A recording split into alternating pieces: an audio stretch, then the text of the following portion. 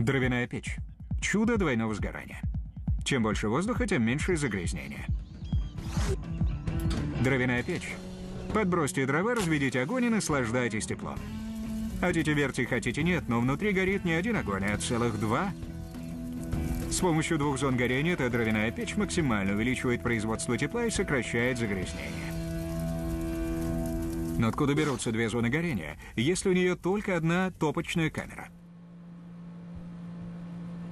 Эта дровяная печь оптимизирует химическую реакцию под названием горение путем ее удвоения, что позволяет значительно сократить количество загрязняющих газов, выходящих из трубы. Прежде всего, огню необходимо топливо, в данном случае дрова. Ему также нужен кислород для поддержания химической реакции. Вентиляционные отверстия в передней и задней части печи поставляют кислород. Они расположены так, чтобы создать две зоны горения. Одну над дровами в главной топочной камере и вторую чуть выше. Благодаря двум зонам горения обычная дровяная печь превращается в высокоэффективный топливный агрегат, способный производить и поддерживать большое количество тепла.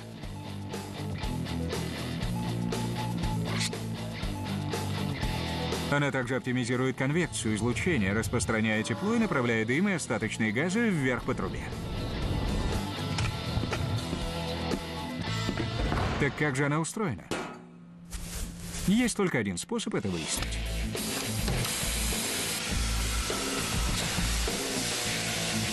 Эта печь, сделанная из твердой стали, весит 188 килограммов.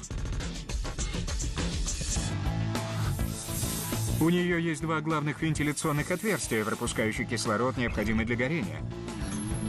У этого отверстия есть ручка для контроля количества воздуха, попадающего в печь. Другое вентиляционное отверстие пропускает кислород в заднюю часть печи. Для обычной печи этого было бы достаточно, но это использует двойное горение. Эти дополнительные вентиляционные отверстия снабжают кислородом вторую зону горения в той же камере, где сжигаются наиболее вредные газы. Для сохранения отдачи максимального количества тепла у печи есть защитно-герметическая дверца, огнеупорные кирпичи, брандмауэр и дополнительная изоляция из керамического волокна для безопасности и эффективного использования энергии. У ней также есть труба.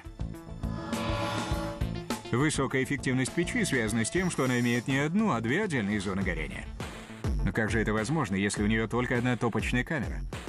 Все дело в том, как туда попадает воздух и где он оказывается.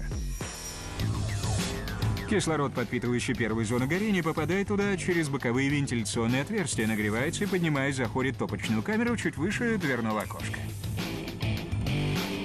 Входящий воздух прохладнее и тяжелее, чем горячий воздух в камере, поэтому он сразу же опускается вниз к огню.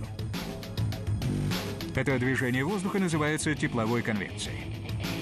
Она не дает дыму опуститься и закоптить окно.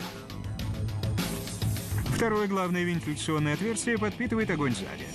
Так как одна зона горения не может сжечь все газы, благодаря воздуху, поступающему через серию отверстий в трубчатых воздухозаборниках к верхней части камеры, образуется вторая зона горения.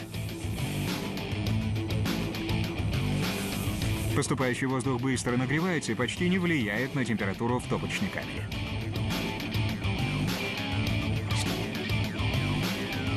Обычные дровяные печи выбрасывают из труб около 30 граммов негорючих отходов в час. Печь с двумя зонами горения производит менее 7,5 граммов отходов в час, снижая уровень загрязнения на 75%. Газы, не сгоревшие в обеих зонах горения, выходят через трубу.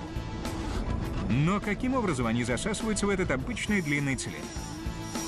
Опять же, благодаря тепловой конвекции.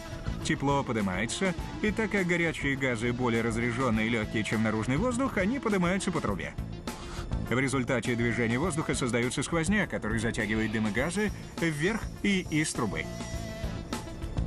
Конечно, дровяная печь теряет при этом часть ценного тепла, но с этим ничего не поделаешь, так как именно тепло поднимает газы наверх и из трубы.